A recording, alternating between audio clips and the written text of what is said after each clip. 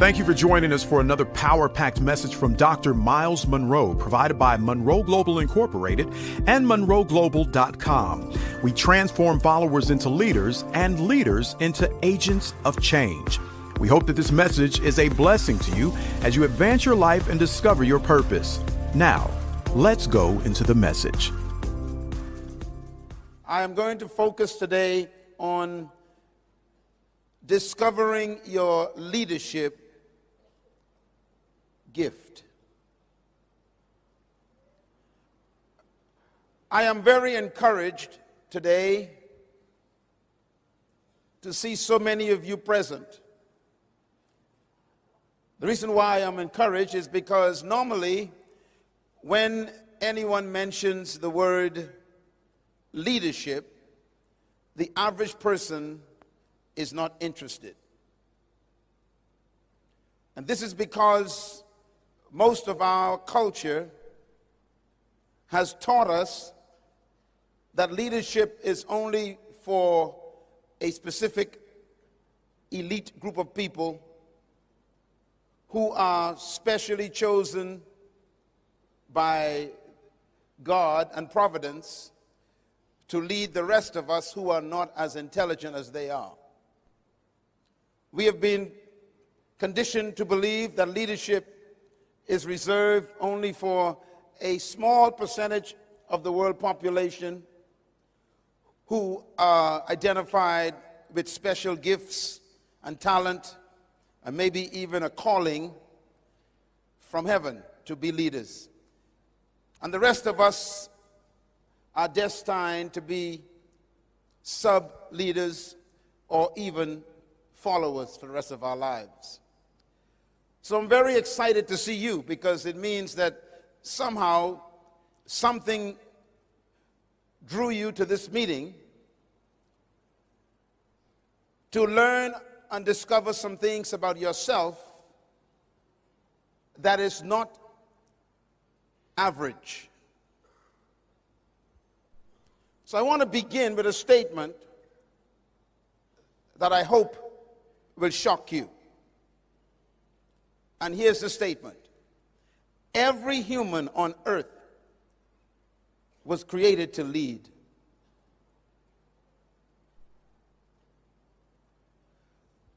Why should that statement shock you? Because the question that comes to your mind when you hear such a statement is this question. If everybody is a leader, then who's going to follow? That question is a result of a contaminated view of human value. It is a product of oppressive ideologies and belief systems that discriminate against the human dignity and has been perpetrated ever since the fall of man. And that is that some humans were born to lead while others were born to follow. This idea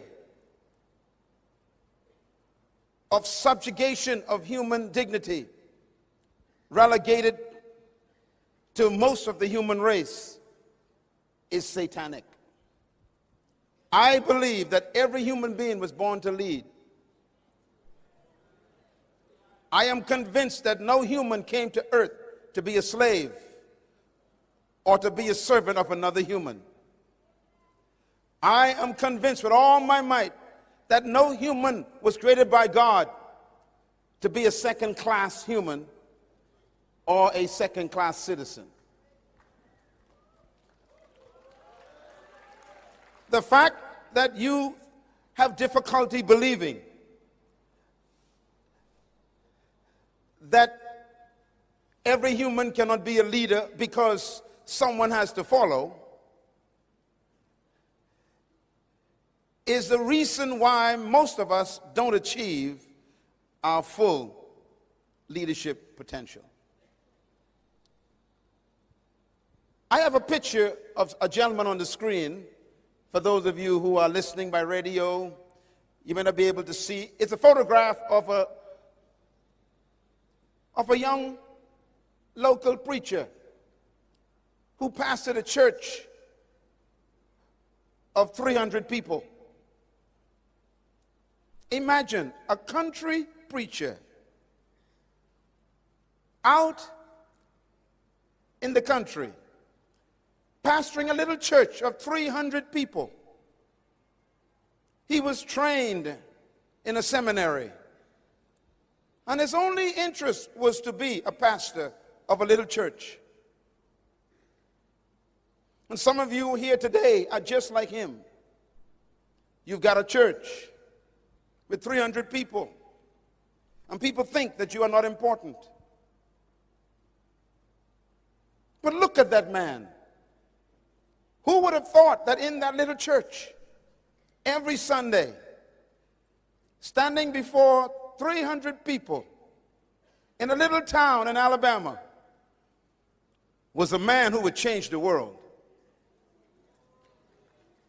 I wonder who you are in your little church, speaking to your 300 people. How many people would have laughed at him and says, there's no way a little country preacher could change the world? There's no way a man who has no degree in leadership, no degree in philosophy, no degree in science could ever impact the whole world.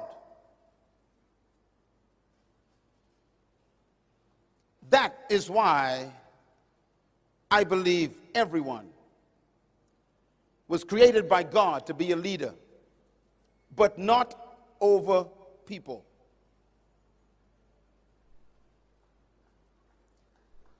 I want to make a few statements about leadership. Whether you are young or old, I have come to tell you that you were born to be a leader, and we need you to discover your leadership. Why? Because nothing happens without leadership. Secondly, nothing changes without leadership. If leadership does not emerge, the world will remain the way it is. Nothing on earth has changed by itself when it comes to human development. Everything that has ever happened on earth in the human environment happened because someone took leadership. Thirdly, nothing develops without leadership. If you are going to develop this beautiful country with all of its natural resources and all of its great potential for becoming a world influence, there will have to be someone or some people who will emerge and take leadership responsibility. Nothing improves without leadership. If you don't like the situation in your nation or in your community or in your city or even in your family, then don't wait for it to change. It takes leadership to improve anything.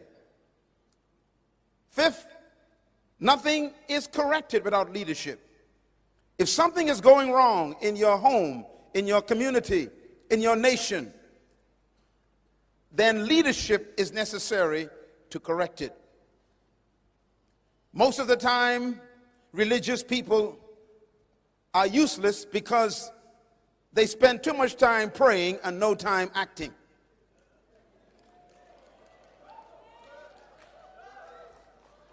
Prayer, they say, changes things.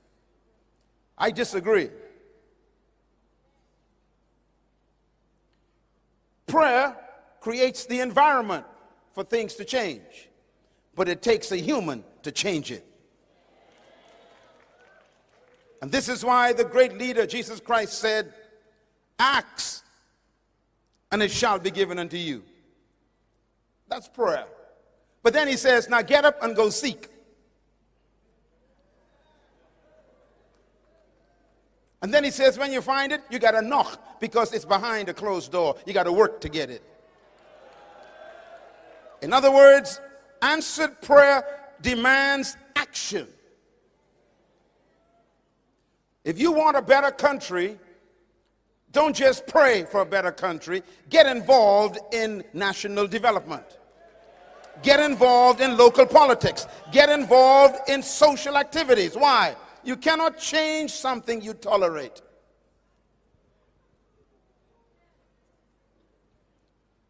Nothing is corrected without leadership. And number 6, nothing advances without leadership. And that goes for your church, your company, your department, your nation, your organization, and your family. If you want to advance in any area, it takes someone to emerge as a leader, because nothing succeeds without leadership. This very event is only possible because somebody took responsibility to take leadership of my coming to this place. Nothing just happens. And therefore, we are always being led by someone. Because we are always being influenced by people, whether we know it or not, somebody is always leading us, whether we know it or not, then it's important for you to study the leaders in your life. One of the most important statements I've ever heard about leadership was made by a young Jewish rabbi 2,000 years ago. He was 30 years old. He made this statement. He said, if the blind lead the blind, they both fall into the ditch. It's important to read that statement slowly. He said, if the blind lead, which means that it's possible for someone to be in leadership and be blind. Not because a person has a title or a position does it mean they have a vision. What he's telling us is vision is more important than a title. Vision is more important than a position. And this is why even in politics, in democracy, we don't create great leaders. Because democracy can produce a leader by vote, not by qualification. In other words, you can become a leader in government and don't know anything about leadership because you have no vision. And this is why voting in a church doesn't produce a good pastor.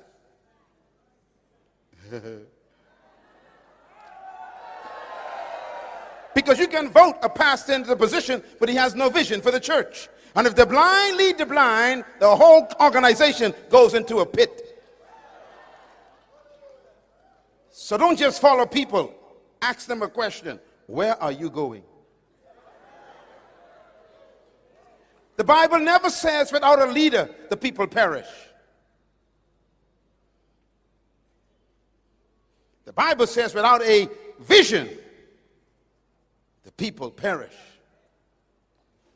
So vision is more important than the leader.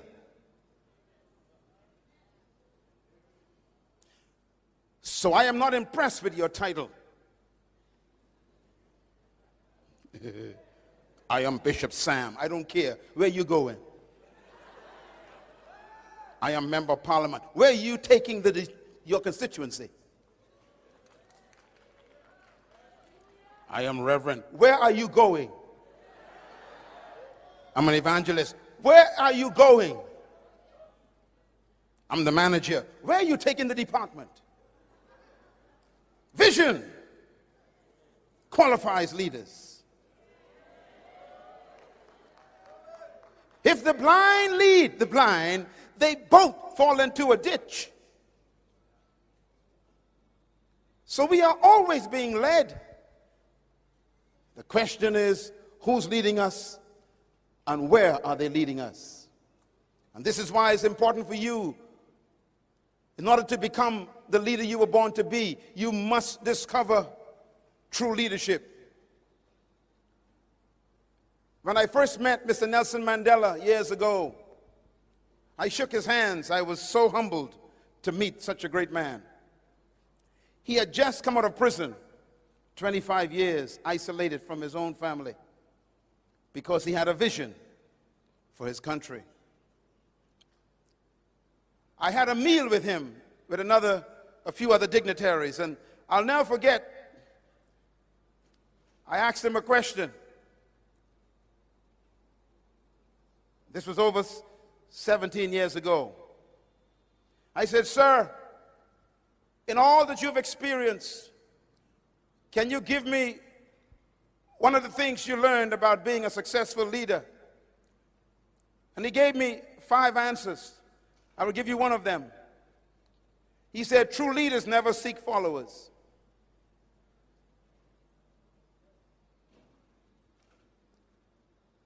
Followers seek true leaders." So he said to me, "Son, if you want to be a leader, do not seek leadership. Seek a purpose for your life." And that changed my life forever. You were born to fulfill a purpose. You are not an experiment. You came to earth to fulfill an assignment. You didn't come to earth just to make a living. You came to earth to make a difference. So I have come into your life for these few moments to tell you, stop working for a salary and start working for an assignment. We need the right kind of leaders in the world. And this is why we cannot find effective leaders around our nations. Papua New Guinea is just like my country. We too are an island nation. The Bahamas in the Caribbean, where I'm from, is a nation that was also a British territory. We were also a colony of England, and we gained independence in 1973, just 3 years before you. We too were under British rule for over 200 years. We know what it is to be treated as second-class citizens. We know what it is to not have access to education. We know what it is to be told that our skin color restricts our advancement in life. We know what it feels like to be called ignorant and half-breed monkeys. I lived in that. I was born in 1954 in the colony. I remember there were restaurants we couldn't eat at because they were only reserved for white people. I know what it is to go to school that had no white person in it because we were not allowed to mix with them. I know what it is to stay on one side of the island and not enter the other side. I know what it is to be mentally damaged by segregation and racism. I'm not bitter, I'm just realist. I know what it is to mentally battle with the idea that I was not equal to other people.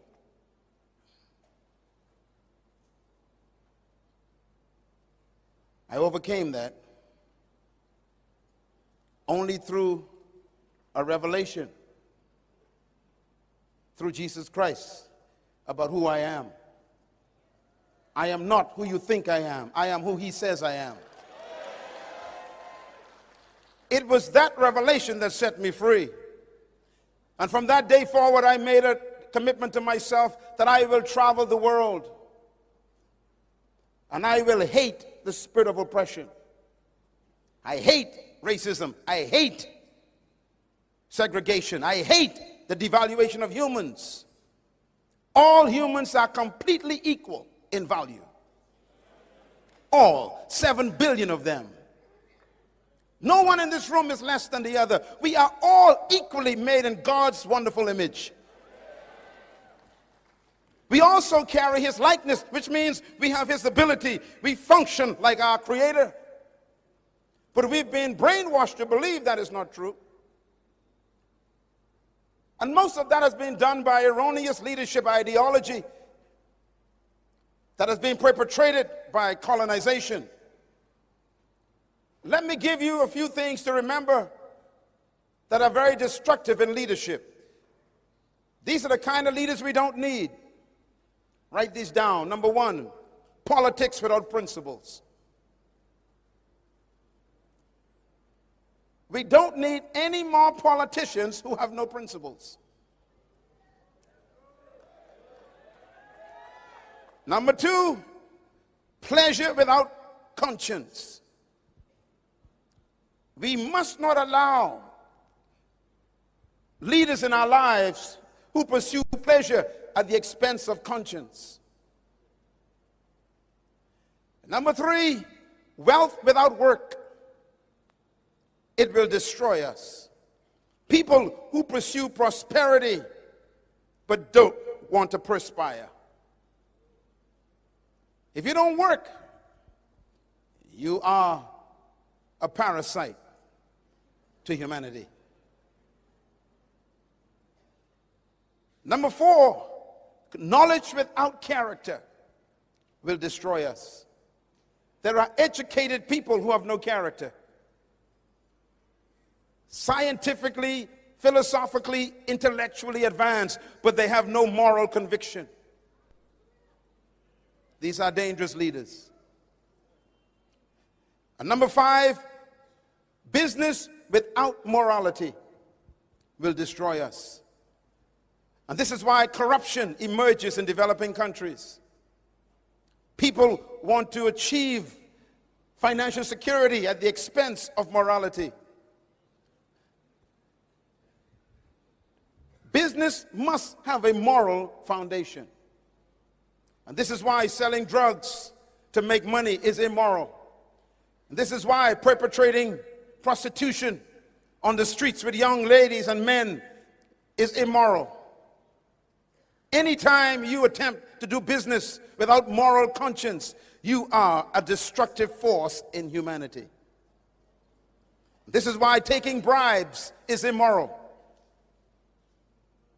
And this is why padding the invoice and negotiating contracts with your own family who don't qualify for the contract is immoral. We need leaders who will not sacrifice their morality for the advancement of their business.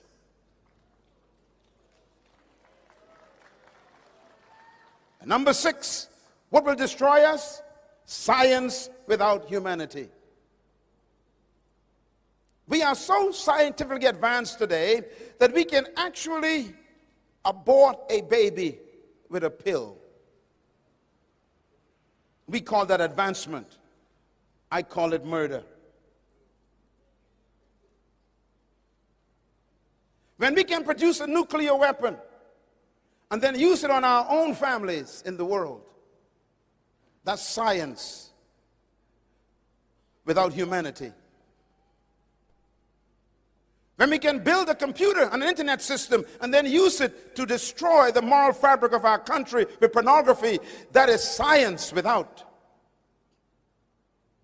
humanity.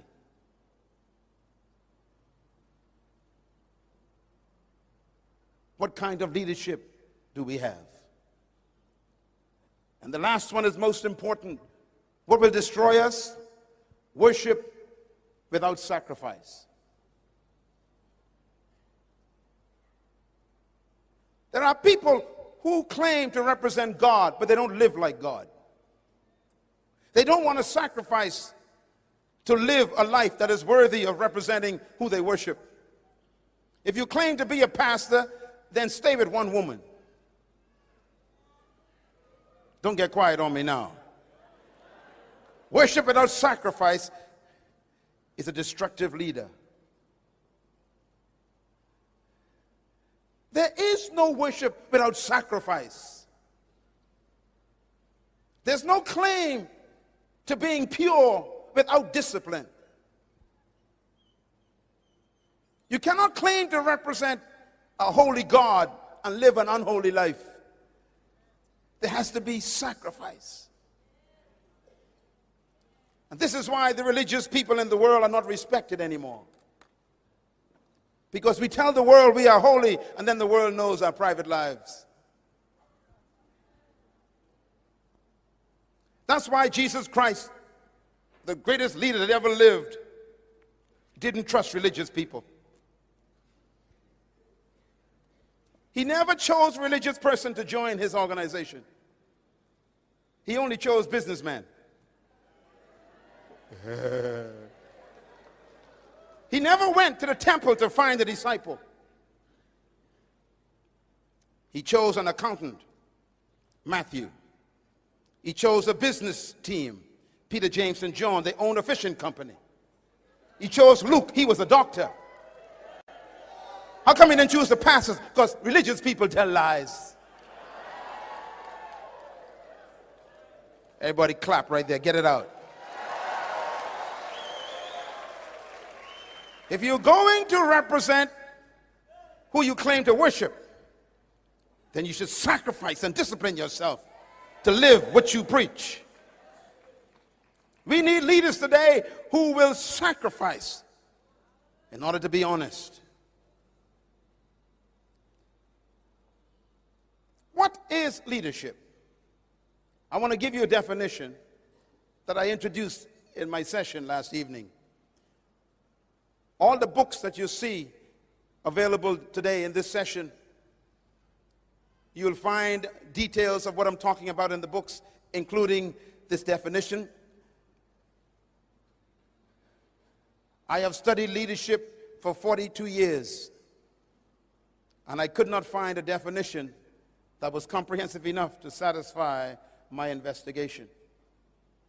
So I penned this definition from a labor of 40 years. I have read over 217 books on leadership and couldn't find a definition that satisfied. I got degrees from university, studied all the great minds and the philosophers, and still couldn't find a definition that satisfied what I discovered about leadership from the greatest of all leaders, Yeshua. Here is what I have concluded leadership is. Write it down. Leadership is the capacity to influence others through inspiration, generated by a passion, motivated by a vision, birthed by a conviction, which is produced by a sense of purpose. I will repeat. Leadership is very complicated and yet very simple. Leadership is the capacity to influence others through inspiration, generated by a passion, motivated by a vision, birthed from a conviction, which is produced by a sense of purpose. In other words, you were born to be a leader, but you will have to go through the process of becoming the great leader you were born to be. And the process requires that you follow a specific experience. For example, to become a leader, you must turn the sentence upside down and begin at the bottom. To become a true leader, you must first discover your purpose. And your purpose then produces in you a sense of conviction. That conviction begins to show up in pictures you call vision. That vision gives you a passion to pursue a future that is better than the present. And that passion is what inspires other people, which causes you to influence them by your passion. And they are able to follow you because they believe that you are willing to die for what you are pursuing. So what we call leadership, in most cases, is not leadership. It is simply glorified management. Notice this definition specifically states that leadership is the capacity to influence others through inspiration. Inspiration is the opposite of manipulation. Most of the people you call leaders are simply professional manipulators. Leaders don't manipulate people. To manipulate means you threaten people. You play with their emotions. You play with their fears. That's not leadership. That's dictatorship. True leaders never manipulate. they inspire. Why do we so admire Mr. Nelson Mandela? He never asked you to follow him. But we are inspired by his passion, for his conviction, based on his purpose for his country. Why do we admire Martin Luther King Jr.? He never asked us to follow him. But we are inspired by his passion, based on his conviction, driven by his sense of purpose for his people. Why do we admire Mahatma Gandhi? Because we are inspired by his passion, based on his conviction, dedicated to his sense of purpose for his people. Why do we admire Mother Teresa? Because we are inspired by this young lady's passion, dedicated by her conviction for the people on the streets who are poor. Why are we not inspired by you? Because you haven't found a conviction that produces a passion based on a sense of purpose that you're willing to die for. You came to earth to produce a passion. So let me ask you some questions about leadership. Does leadership require followers? Just think about it. Is it necessary for leaders to have titles? Mother Teresa had no title. Martin Luther King Jr. had no title. Nelson Mandela was a prisoner. How's that for a title? Moses was a convict. How's that for a title?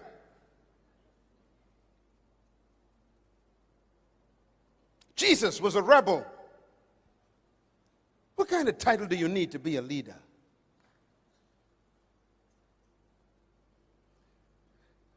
I discovered something about titles. People who are doing nothing need many titles. Let me say it again. People who are ineffective and doing nothing need many titles. The more effective you become as a leader, the less titles you need. So I'm very suspicious when I meet people who got many titles. It means they are doing nothing. My name is Reverend Dr. Bishop, Evangelist, Potentate. You are sick.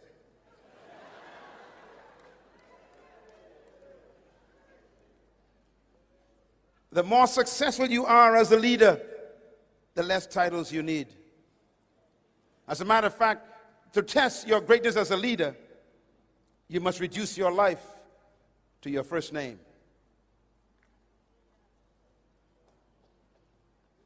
If you don't believe me, study the great leaders of history. We never say Bishop Moses. We just say Moses.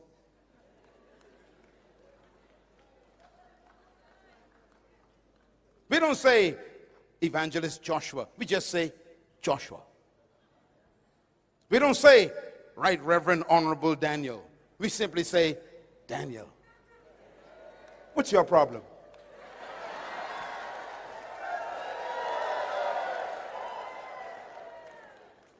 Well, I'm not coming to the meeting because they printed my name incorrectly. They didn't say Reverend Bishop. You are sick.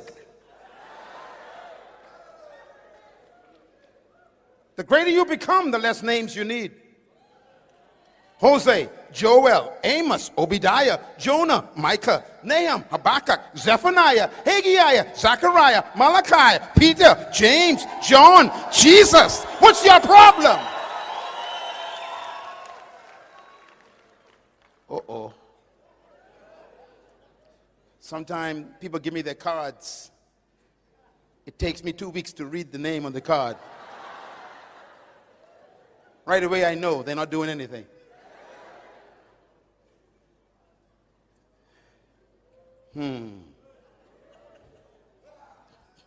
Obama.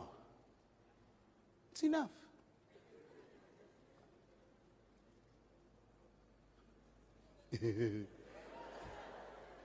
Kennedy.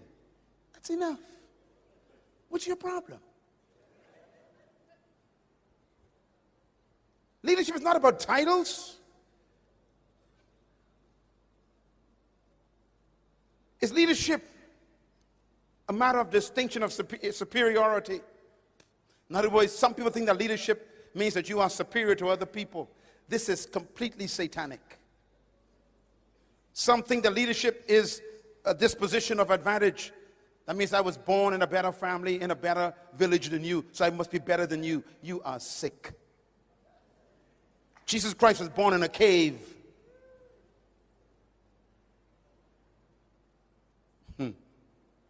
His first crib was an animal trough. And yet today he rules the universe. It doesn't matter where you were born. It's who was born in that place. You were born in that place. A great person was born in that place. Clap your hands for being born in this great country. Some think that leadership has to do with some qualities of leadership or the manifestation of intellect.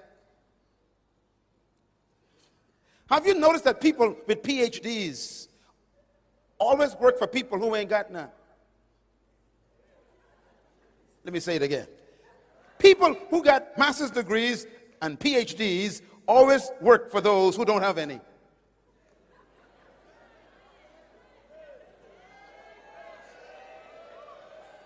Because leadership is not about intellectual advancement. Some of the greatest leaders in the world never finished college, dropped out of school. You know, one of the great American presidents, Ronald Reagan, didn't finish school. He was an actor in Hollywood. Most of the time, his acting didn't succeed. Couldn't even act. When he became the president of the United States, they asked him in an interview, they said, "You're not a college graduate, you don't have any degrees. How come you are such a successful president?" His answer was a very smart answer. He said, "Well, I staff my weaknesses." Okay, let me break it down for you. He said, "I hire people, wherever I'm weak, I hire the smart people to work for me."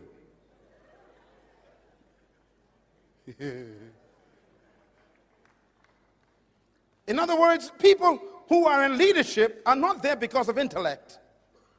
They're there because they discovered a purpose and a passion and a dream. Mr. Reagan had a dream. His dream was a world without communism, a world without the wall in Europe. And so his passion constantly was, tear the wall down.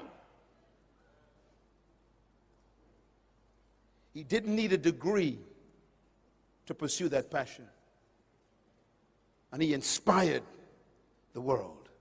And they tore the wall down. What inspires you? Leadership does not mean superior intellect. It doesn't mean you are smarter than other people cognitively. In other words, true leaders is not about the race that you're from or the class that you're from. This is why I'm very adamant about stamping out this spirit of superior oppression by those who claim to be smarter or wiser or better or greater or more intellectually advanced than anyone else. This is wrong. Everyone in this room is a great leader trapped in a follower. And my passion is to bring that leader out, hidden in that follower. Every woman in here is an awesome woman. Every man in here is a great world changer. But you have to believe that yourself. Sitting next to you is one of the greatest persons in the world, and you don't know who they are yet, but you're going to be glad you sat next to them in the next 5 years. Shake their hand right now. Tell them congratulations.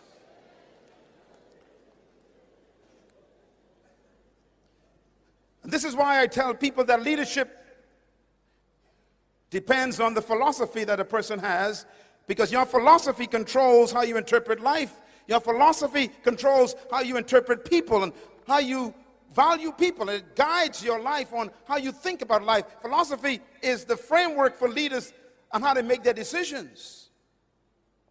And this is why this conference is so important. I am not here to make you shout and say hallelujah. I am here to attack your ideas. I am here to attack your philosophy, your belief system, because until your mind changes, you will never change. And your philosophy is simply the way you've been conditioned to think that you believe to be true.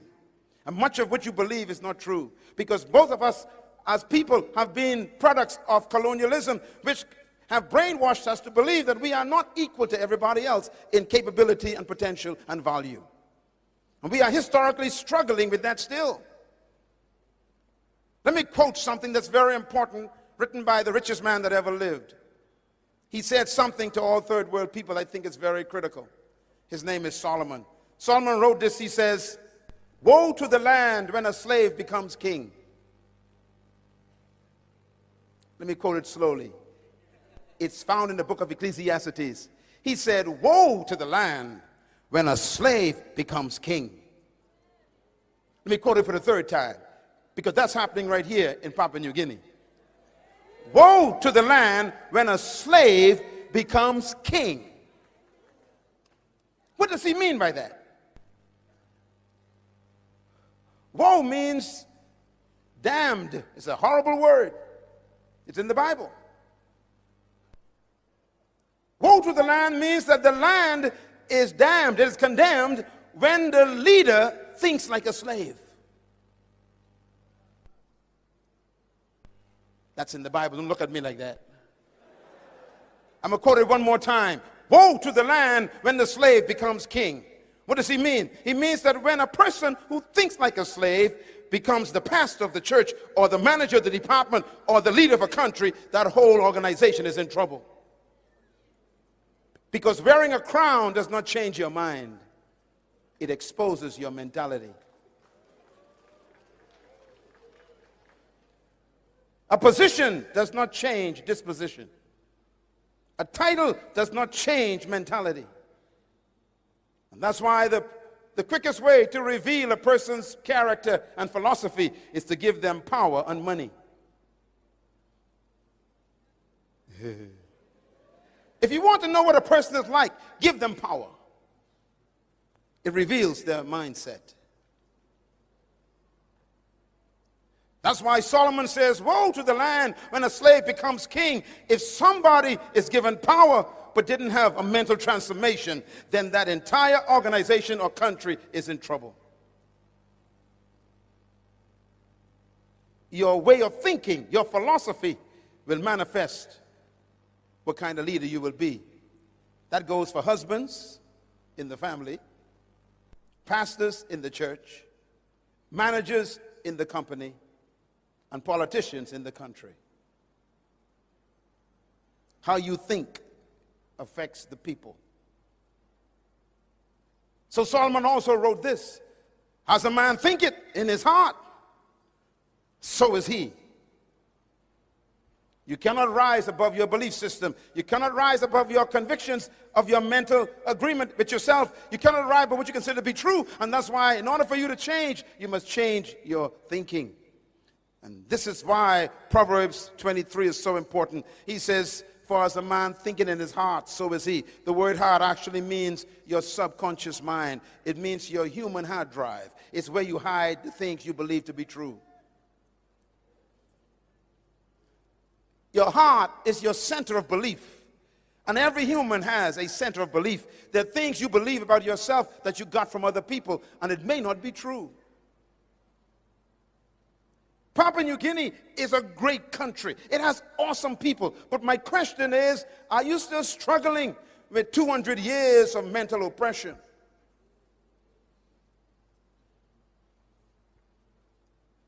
Wearing a necktie doesn't change your mentality. Living where the British used to live doesn't change your mentality.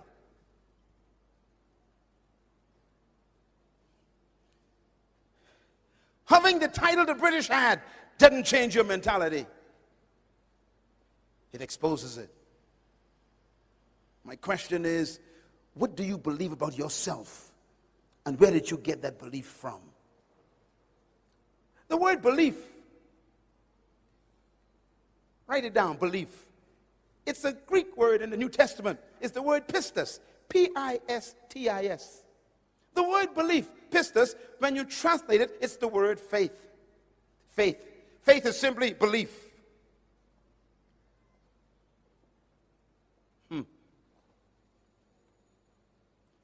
The Apostle Paul, the great leader of the first century, said these words. He said, faith comes by hearing. What is faith?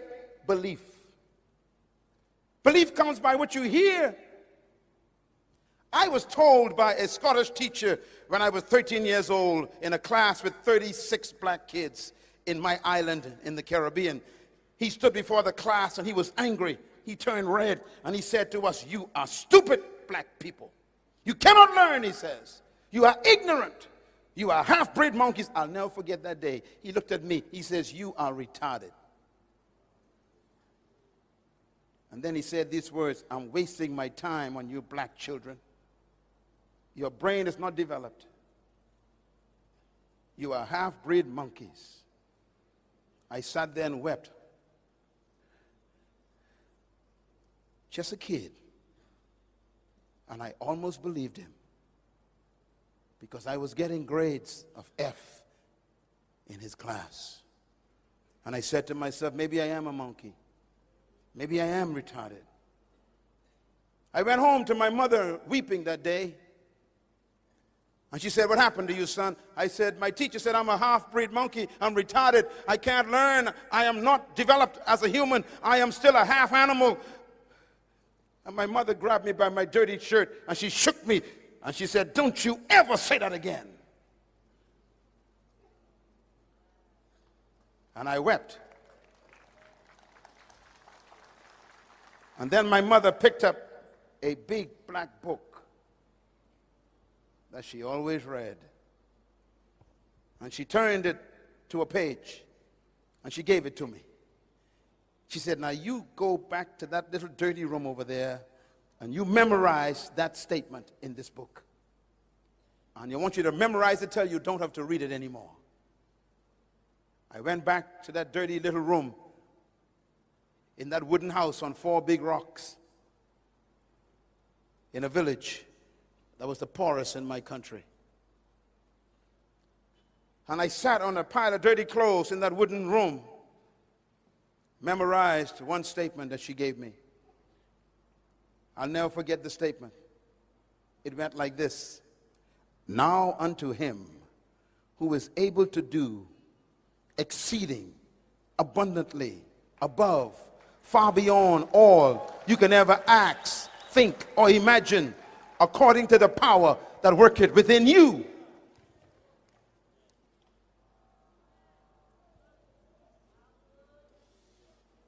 Suddenly, the light came on in the little boy. As I kept reading it, "Now unto him who was able to do exceedingly abundantly above, far beyond all I can ever ask, think, or imagine, according to the power that worketh within me." And I kept repeating it. And suddenly, a little boy was born at age 13. I realized for the first time in my life that a white teacher from Scotland was not the power, that the power was in me. And that I could imagine anything, and the Creator would do above what I imagined. And I started imagining being an A student. I went back to school the next day and I made a decision. I will never trust another teacher. So I picked up all the books in school and I memorized everything in the books myself. I never allowed that teacher to teach me again. I memorized everything in the history book, in the geography book. I memorized the entire mathematics books and algebra. I memorized every single geometry aspect of everything. I knew everything. I memorized it. I went home and memorized every book. And in 4 months, I went from an F student to an A student. Within 6 months, I was the #1 student in the school. At the end of the semester, I graduated top of the whole class and top of the school. And I'll never forget, when I got my grades, the teacher from Scotland came to me. His name was Mr. Robinson. He said, "Young man, I'm so proud of you." I said, "No thanks to you, sir. You're not my teacher. Remember, I'm a monkey." I never trusted him.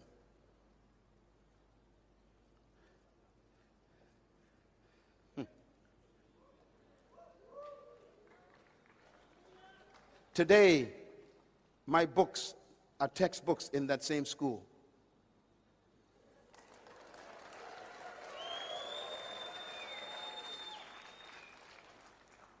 I graduated from that school top of the class. And our country had just become independent when I graduated. 1973. And the government couldn't find any black teachers because they never trained us to teach. So I went from high school straight into teaching. The government paid us. In my dreams, I'm always with you. Blue dreams, like a gentle lullaby. In your gaze, I see the endless sky.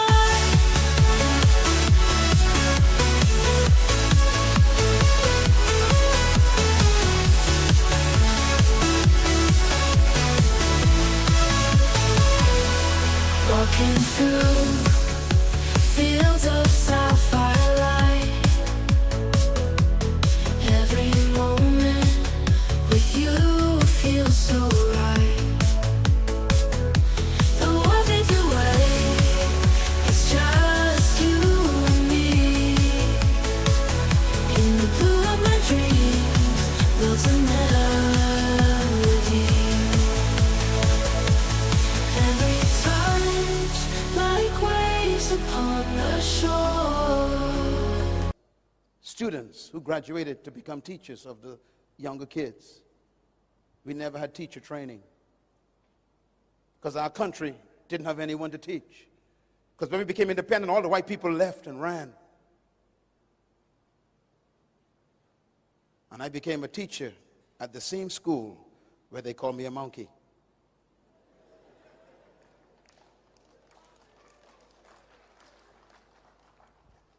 A few years ago, I was in England, and I was facilitating a leadership training seminar in London, downtown, in a beautiful hotel.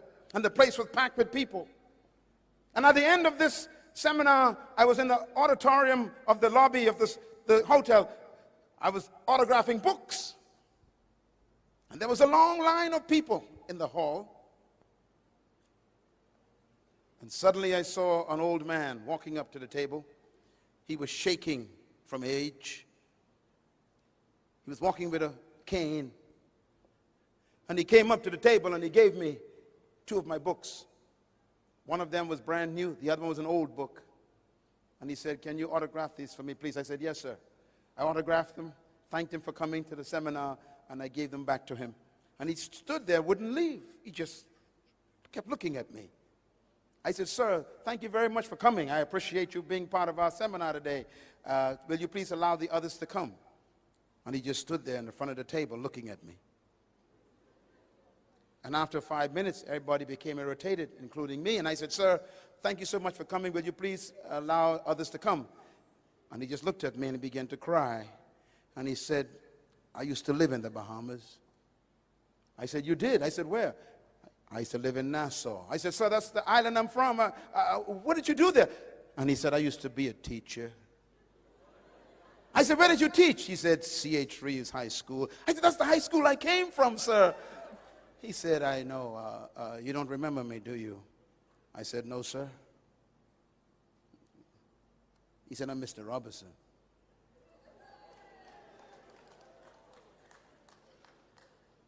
I jumped up from my chair. I couldn't even recognize him. He was so old. I grabbed him and hugged him, and we wept. And everybody was watching us in that lobby. A handsome black young man hugging an old dying white man. And we kissed each other on the cheek, and he cried. His tear fell on my suit.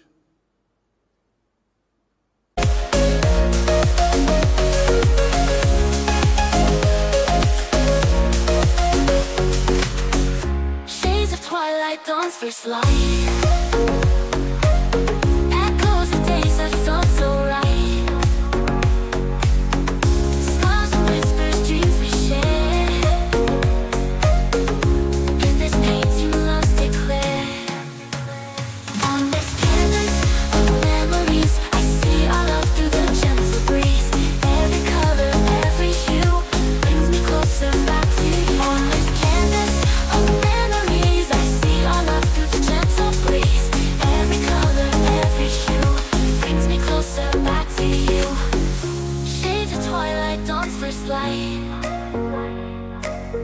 Echoes of days that felt so right. Smiles and whispers, dreams we share. And he said, "You changed my life." I said, "How did I change your life?" He said, "Your books are in Scotland in all the bookstores. And I read 4 of your books and they changed my life. I now understand who I am.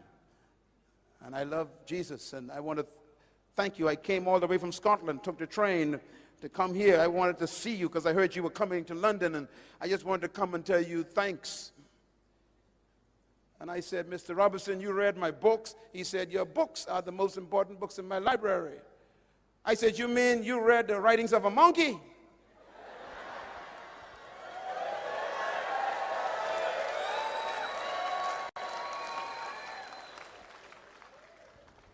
I wonder who you are.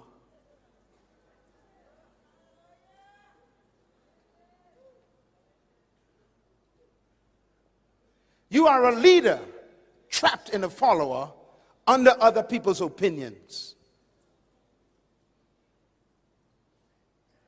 And that's why I don't trust any human's opinions of me. Nobody, including yours. I wouldn't give you the privilege of telling me who I am. I know who I am. Let God be true and every man a liar. Tell your neighbor, you don't know who I am, so be nice to me.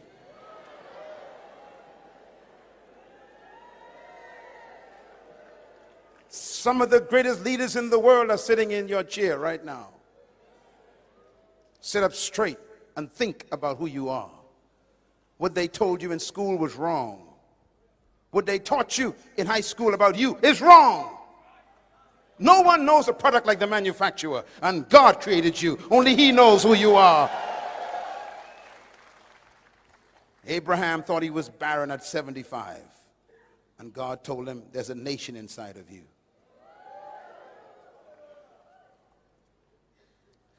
I wonder who's inside of you. There's a leader trapped in a follower. Thank you once again for listening to this message, as we hope that it has been a blessing to you. Our goal is to show you new paths and opportunities so that you can discover your purpose. It is your love, support, and partnership that makes Munroe Global possible. Please visit us online at www.munroeglobal.com for more product, partnership, or to join us at one of our live events around the world.